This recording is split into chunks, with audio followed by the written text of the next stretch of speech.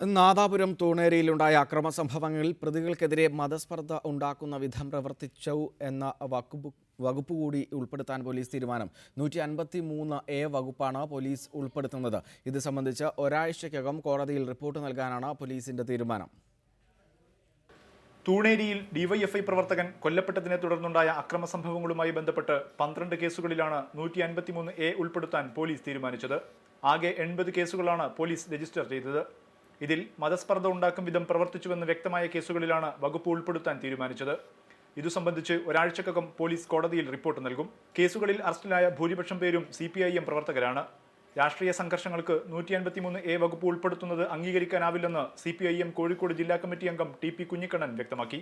ഇപ്പോൾ CPM-മായി ബന്ധപ്പെട്ട് ചാർജ് ചെയ്യപ്പെട്ടിരിക്കുന്ന കേസുകളെല്ലാം തന്നെ ഈ വകുപ്പ് ചേർക്കുന്നതായിട്ടാണ് അറിയാൻ കഴിഞ്ഞത്. അപ്പോൾ ഇത് പഴയ ഒരു കൊളോണിയൽ കാലത്തൊരു നിയമമാണ്.